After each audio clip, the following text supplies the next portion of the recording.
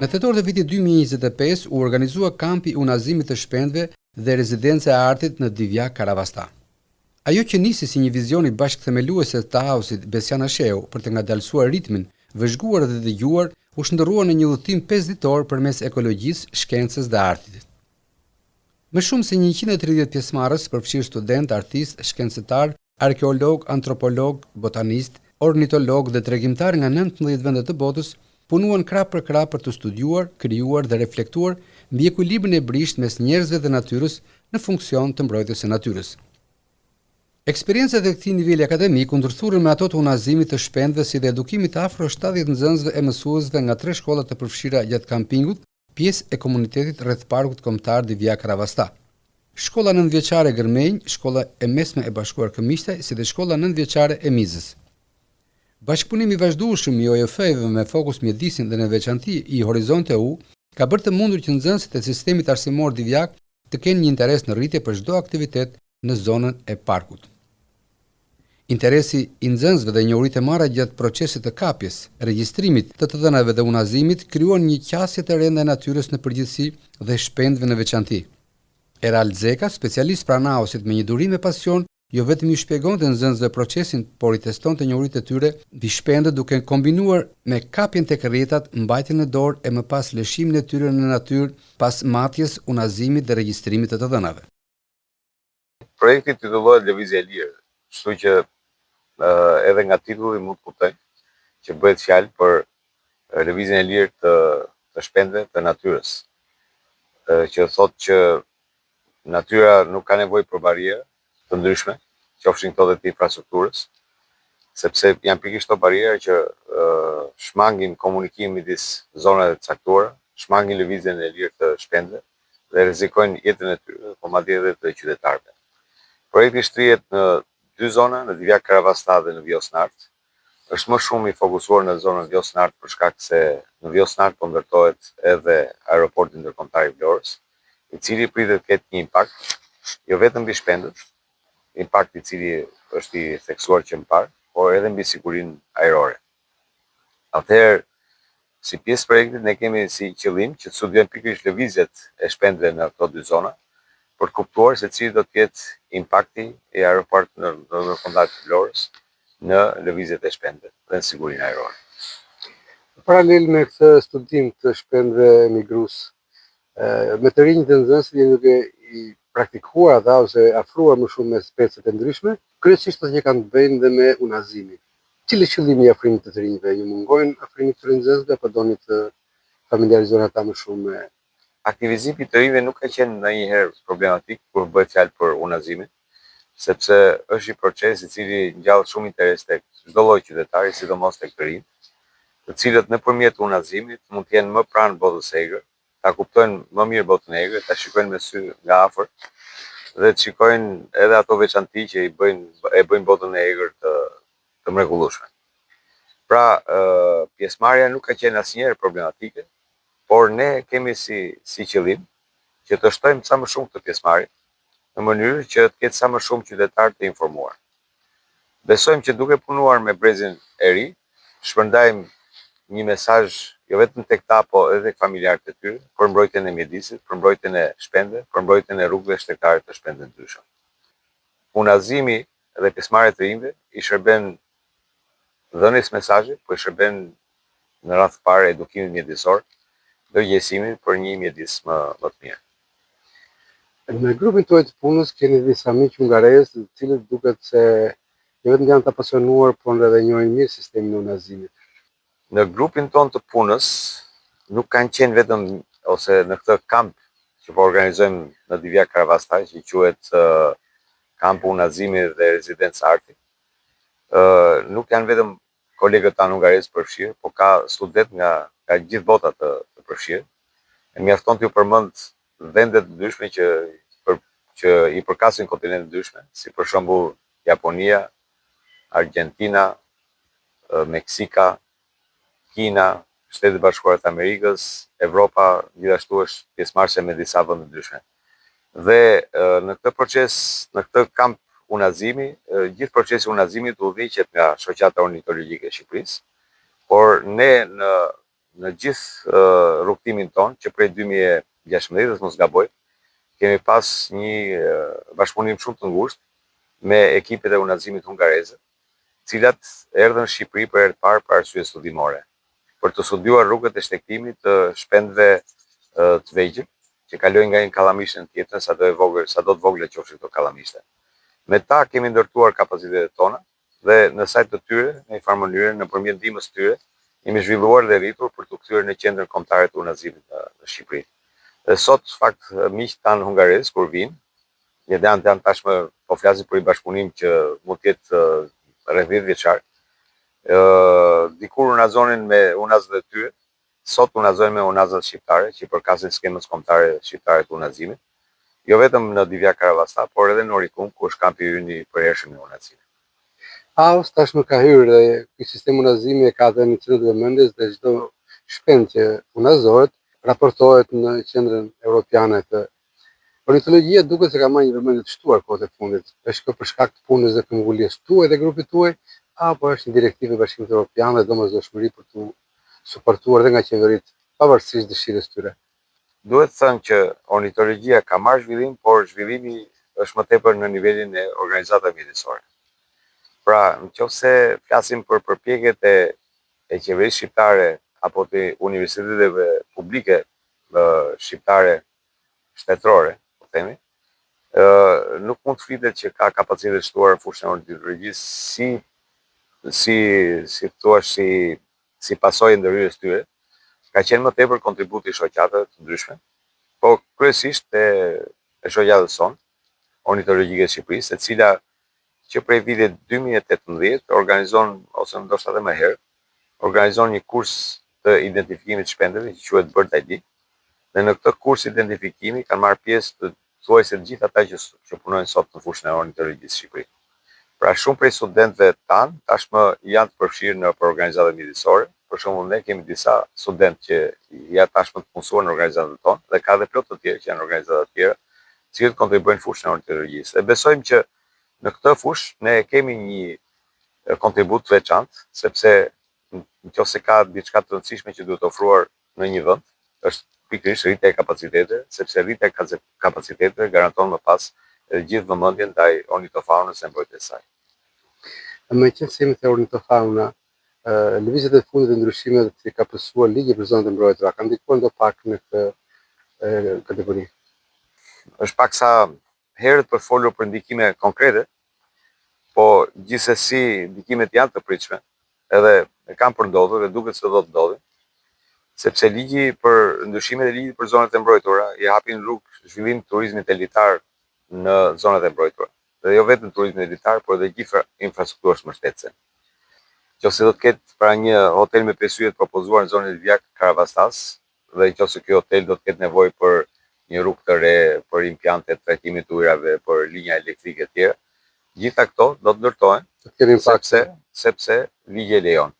Por më e keqja e ligjit është që i lejon këtë ndërhyrje jo vetëm në zonën që është e parashikuar nga plani menaxhimi për zhvillim turistik, por i lejon këtë ndërhyrje në çfarëdo lloj zone, në zonet të zonës mbrojtur.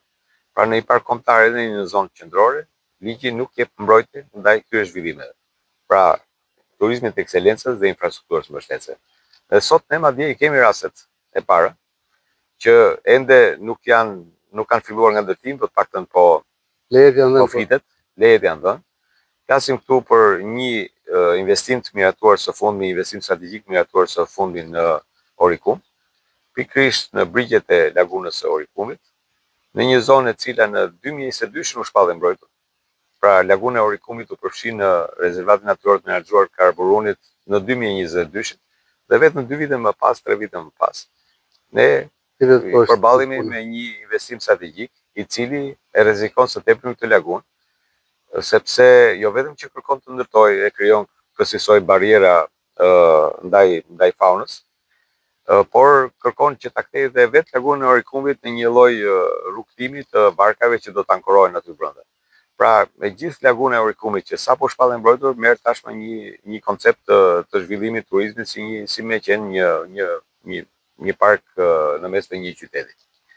Pra, ndoshta e thash që është ende herë për folur për për ndikimet direkte, por gjithsesi ne i presim këto ndikime që ndodhin si pasojë ndryshimeve të ligjit të zonave mbrojtësore. Kjo nuk do thotë që s'ka pas ndikime, sepse ka disa raste që ndikimet kanë ndodhur. Për shembull kemi rastin e Butrintit në Manastir, por që ka ndodhur për shkak të ndryshimeve të mëparshme të legjislacionit për zonat mbrojtësore. Ligji besoj do të japë efektet në këto muaj të vijit. Sa ndikon presioni i Bashkimit Evropian dhe legjislacionit të tij që kërkon të përafrohet Shqipëria? Legjislacioni ose le të themi Bashkimi Evropian në diskutimet e fundit që ka pas me qeverinë shqiptare ka pas një pozicion të qartë në raport në atë që quhet Agenda e Gjelbër dhe i ka kërkuar me shkrim qeverisë shqiptare që të ndryshojë nenet e kundërshtuara të ligjit për zonat e mbrojtura dhe jo vetëm ligjit zonave mbrojtura, por edhe ligjit investime strategjike. Pra, Bashkimi Evropian duket që ka një qëndrim të qartë në raport me ndryshimet e legjislacionit për zonat e mbrojtura dhe me shtyrjen në veprim të ligjit për investime strategjike.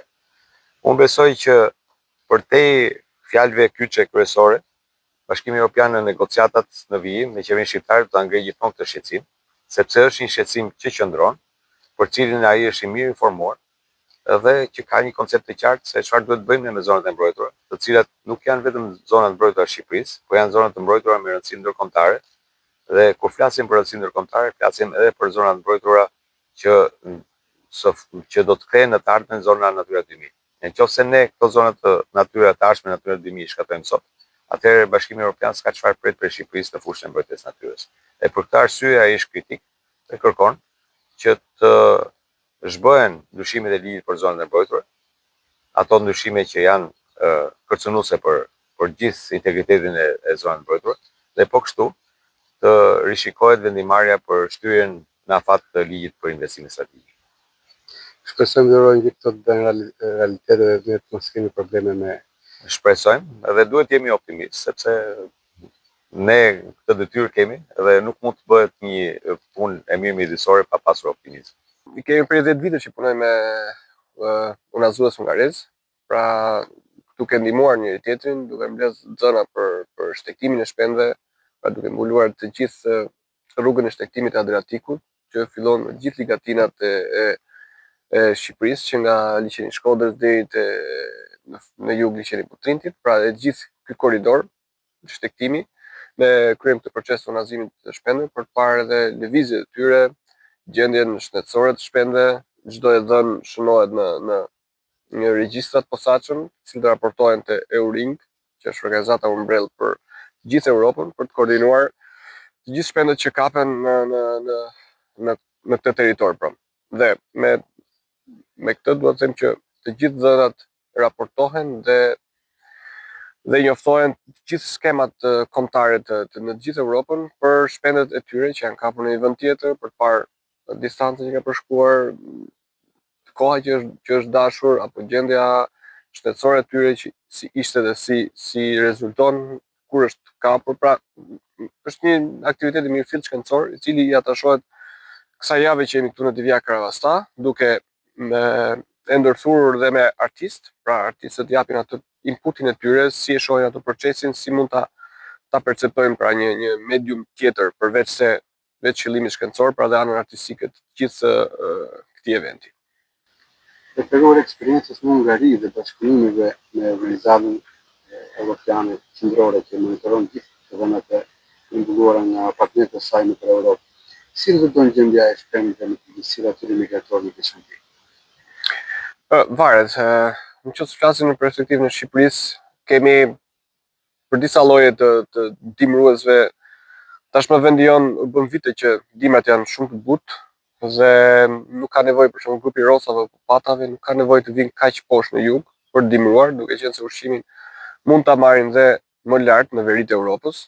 Pra, ndryshime klimatike, po ashtu edhe zënia e habitateve, që është një tjetër problem mjaft i seksuar në Shqipëri, pra zënia e habitateve, ndërtime pafund, vende pa vend, është një tjetër problem shumë i seksuar që prek popullatët e shpendëve, popullatët caktuar të shpendëve, pra që kanë nevojshëm këto habitate, siç janë dhe këto shpend të rendit paseriform, harabelorëve që ne po unazojmë aktualisht, duke qenë se janë shpend të vegjël, diku te 15-16 gram.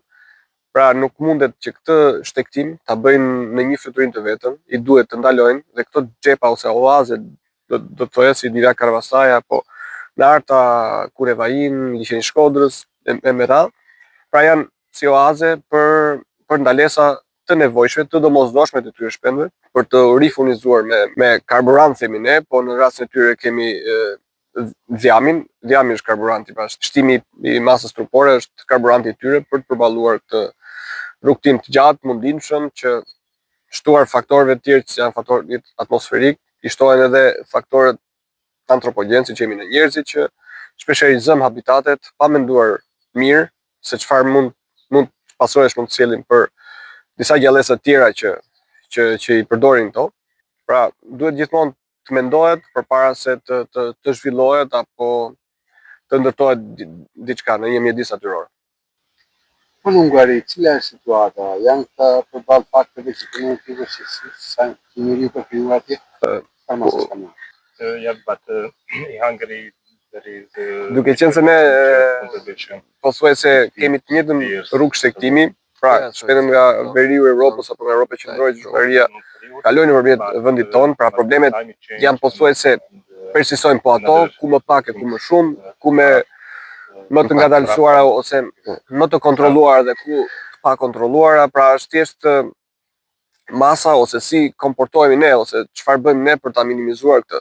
Pra se problemet dihen janë të njëjta, zënia e habitateve është më kritike, do të thoja, tharja e knetave me ujë të ëmbël që Europa po vuan tashmë. Dikur ishte kudo në Europë mund gjej kneta me ujë të ëmbël dhe problemi aktual është edhe mungesa e këtyre oazeve me ujë të ëmbël. Sepse ne kemi lagunat, por lagunat uji është i njelmët, deti futet, shpeshherë kemi evente që futet më shumë ujë det se sa ujë të ëmbël ka dhe kur prishin këto raporte nuk është biodiversiteti nuk është aq i pasur sa në një kënet me ujë të ëmbël, siç ne kemi pasur dikur kënetën e Tërbufit apo kënetën e Maliqit në Shqipëri. Kritikimin tuaj edhe të qeverisë hungareze është problem administrata dhe qeveria për të marrë ndërgjegjësimin e dur apo dhe masa e popullatës po ashtu e problematikën e këtë rast. Ku është problemi më i madh? Besoj që janë të dyja, ndoshta ose ndikojnë njëra te tjetra, patjetër qeveria e politika e saj duhet të jetë shumë dashamirëse me natyrën, po edhe nga ana tjetër njerëzit vetë duhet të dëgjojsohen. Pra nuk kemi më, jemi në vitin 2025, njerëzit duhet ndërgjegjësohen për këto probleme. Jo vetëm të presin që çdo gjë do vi nga dikush tjetër, do e bëj dikush tjetër, jo, jemi ne që duhet bëjmë ndryshimin. Pra vjen nga ne, pastaj me radhë. Po ama patjetër që qeveria është luar rolin kryesor në orientimin e politikave dhe në çdo gjë.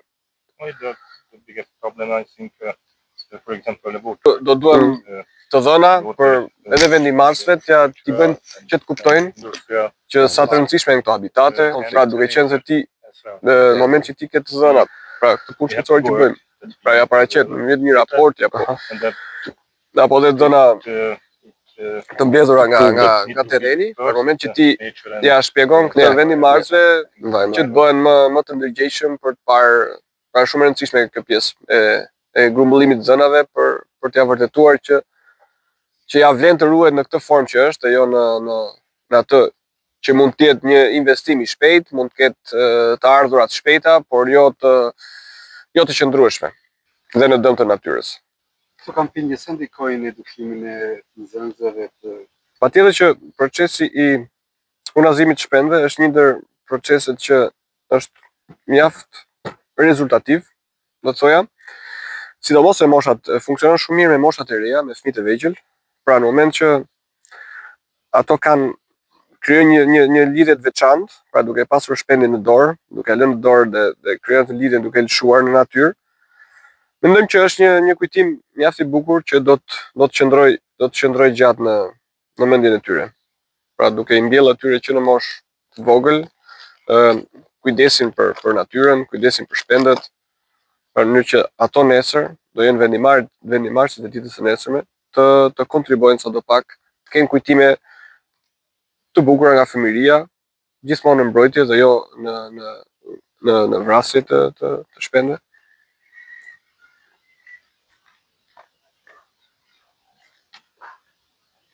Pra shpendën janë shumë të gëzuar kur lëshojnë shpend. Pak në kjo është ndjesia jonë që marrim kur e japim shpendin në dorë për ta lëshuar.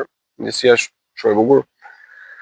Gushkuqet zakonisht janë shpend që bëjnë atë shtektimin vertikal që themi ne, nga zonat malore në fusha, pra gjatë verës janë në zona mbi 1000 metra, 7-1. Dhe gjatë dimrit ne i shohim ato në proborët tona afër shtëpive për duke qenë se kushtet bëhen pa favorshme. 5-4. Duke qenë se kushtet bëhen pa favorshme në mal, pra ushqimi bëhet i pamundur. Ato zbresin në zonat ligatinore ose në zona fushore, ku ushqimi është akoma, temperatura është akoma optimale për insekte apo fruta. Background and few words për Na thoni diçka rreth kësaj eksperience dhe mesazhin tuaj për natyrën, mbrojtjen e biodiversitetit, artin në ekologi dhe artin në mbrojtjen e natyrës. ecology and art in nature protection. All right. Hello, my name is Edka Jarząb. I came from Poland. Përshëndetje, And, emri im I'm a është sound Elka. artist. Vi nga Polonia dhe jam një artiste me zër ekologjik. Sound ecology. Një disiplinë akademike që trajton ekologjinë nga perspektiva dhe peizazhi zanor dhe i përbërjes së botës që lidhet përmes zërit, tingullit. Ju bashkova kësaj eksperience përmes AOS në Shqipëri me një kënaqësi dhe nder të veçantë për të dëshmuar dhe qenë pjesë e biodiversitetit të kësaj pjese të botës, të këtij vendi, të kësaj vije bregdetare, të kësaj lagune. Është një mundësi shumë e mirë për të parë specie të ndryshme të zojtve, insekteve, bimëve dhe të shohim se si gjithçka është e lidhur me njëra tjetrën. Kjo më jep mua shumë besim, që të shoh se si gjithçka është e lidhur me njëra tjetrën. Kjo më jep mua shumë besim se mbrojtja e natyrës është shumë e rëndësishme dhe ne jemi si një pjesë e një familje të madhe të disa miliona speciesh. Me këtë rast, unë si artiste e ftuar, e bëj këtë punë dhe kam privilegj për të folur për rëndësinë e saj, për të përhapur këtë mesazh. Ta bëjmë të ditur se sa e rëndësishme është të mendosh dhe të flasësh për vlerat që nuk janë thjesht vlera materialiste, sepse në ditët e sotme shoqëria jo mendon shumë për të bërë para dhe komercializëm, gjë që është normale, por të mos harrojmë se sa e rëndësishme është natyra për ne, për qeniet e gjalla, për brezat e ardhshëm, për qëndrueshmërinë. Ju bashkova kësaj eksperience përmes AOS në Shqipëri me një kënaqësi dhe një nder të veçantë për të dëshmuar dhe qenë pjesë e biodiversitetit të kësaj pjese të botës, të këtij vendi, të kësaj vije bregdetare, të kësaj lagune. How important is the nature for us living creatures, for our future generations, for sustainability. Hello, my name is Joaquin. I am an Argentinian biologist and artist. Përshëndetje, emri im është Joaquin. Jam biolog dhe artist Argentinas. Jemi sot këtu te kampi rezidencial me AOS dhe është një nder të njihej me zonën e Divjakës, veçanërisht skënetën, pyllin dhe banorët. Ky është një ekosistem i rëndësishëm jo vetëm për natyrën, por gjithashtu edhe për trashëgiminë kulturore. Ky kamping na jep mundësinë për të gjetur mënyra të ndryshme për të shprehur një mesazh për mbrojtjen e natyrës, por më e rëndësishme është të njohësh dhe të provosh ndjenjën që njerëzit janë pjesë e natyrës. Arti është ai që mundëson të kuptuarit të kësaj ndjenje në zemrat tona.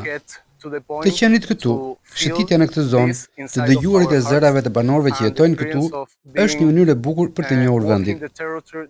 Duhet të ndërgjegjësohemi se nuk ka rëndësi vendi nga i cili vini, pasi ne ndajmë të njëjtat ndjenja, sepse gjithçka është e lidhur. Jam i nderuar që jam këtu për të mësuar jo vetëm për shqiptarët, për historitë dhe për peizazhin shqiptar, por gjithashtu për të mësuar nga gjithë këta njerëz që kanë ardhur nga të gjithë vendet e botës për të mbledhur fal këtij vendi, kësaj mrekullie të natyrës.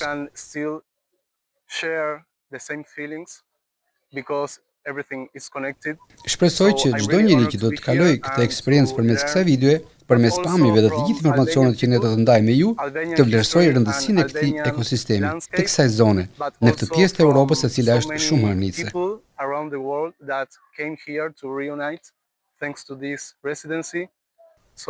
Mesazhi që kam është që t'i kushtohet vëmendje këtyre përpjekjeve shkencore, të dëgjojmë komunitetet rreth këtyre vendeve dhe meqense ka banor vendas, t'i shtojmë akoma më shumë vëmendje, t'i dëgjojmë dhe kjo do të sjellë ndryshimin pozitiv. Appreciate the importance of this ecosystem of this area in this part of Europe, which is really, really amazing. So thank you very much. A library worker, poet and writer based in Scotland. Unë punoj në një bibliotek për një poet dhe shkrimtar në Skoci. Jam e kualifikuar në letërsinë angleze dhe krijimtari. Merrem me art dhe praktikë sociale. Aktualisht po bëj një master në letërsi. Jam shumë e lumtur që jam këtu në Shqipëri me shoqërinë e ornitologjisë shqiptare. Çdo ditë shoh fuqinë që arti mund të ketë tek njerëzit në edukimin për mjedisin. Mendoj që është një teknikë e rëndësishme për të përfshirë sa më shumë njerëz në mbrojtjen e mjedisit dhe të biodiversitetit. Kjo mundëson që ekosistemi të funksionojë për të gjitha speciet, duke përfshirë edhe zogjt. Punoj shumë për këtë, por gjithashtu më pëlqejnë zogjt dhe jam shumë e emocionuar që jam këtu dhe po mësoj për vendosjen e unazave tek zogjt. Mendoj se zogjt janë me interes për shumë njerëz që duan të mësojnë për mënyrën se si ekosistemi është i lidhur me të gjithë botën. Për shembull, ne jemi këtu gjatë stinës së emigrimit. Dhe ky është një moment i rëndësishëm për ne që të kuptojmë se si çdo gjë është e lidhur dhe se çfarë po ndodh me ekosistemin i cili do të lidhet me një tjetër përmes migrimit, ndotjes ose ndryshimit klimatik dhe përmes humbjes së biodiversitetit, e cila mund në mjedisin tërhet. Unë mendoj që ka qenë shumë e rëndësishme kjo eksperiencë dhe se mund të na shërbejë për të mësuar rreth ekologjisë. Arti është padyshim sigurimi një rrugë hyrëse ekstra që mund të na shërbejë në funksion të këtij qëllimi. Unë po kryej kërkime ndërdisiplinore dhe po kërkoj mënyra se si ekosistemi është prezantuar në romane moderniste dhe kjo më ka treguar mua që shumë biseda që ne bëjmë sot ka nisur që me shekullin e 20 dhe më parë. Mendoj se ky është një moment shumë i rëndësishëm për të përdorur artin për edukimin mjedisor dhe do të mirëpres pjesëmarrës nga çdo brez. Using art toward environmental education and bringing like intergenerational. Hi, my name is Luis Fernando Amaya. I am from Mexico, living in Oslo. I'm a composer and percussionist. Përshëndetje, emri im është Fernando Maya.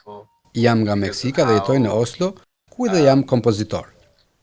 Kjo eksperiencë për mua ka qenë realisht shumë e bukur. E parë nga disa perspektiva, sepse diversiteti i natyrës në Shqipëri, por dhe kudo në botë, na mëson se si ambienti ku ne jetojmë na ndikon në jetën tonë.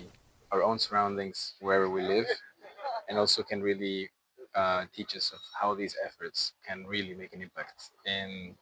Mesazhi im është që t'i kushtohet sa më shumë rëndësi zërit të studiuesve, të dëgjohen komunitetet e këtyre zonave dhe kjo do ta bënte që gjërat të ishin më ndryshe. To listen to scientists, to listen to the communities around these places, and if there's indigenous communities, even more.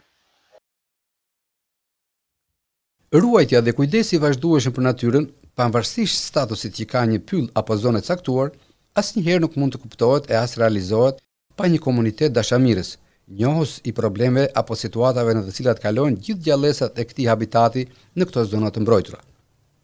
Përfshirja e fëmijëve, nxënësve e gjithë komunitetit përreth në fushata edukimi e ndërgjegjësimit të vazhdueshme do të rrisin e ushqejnë dashurinë për parkun dhe natyrën. Kultura për të ruajtur e përdorur parkun edhe si një atraksion të vazhdueshëm turistik do të sigurojë përfitime financiare për komunitetin.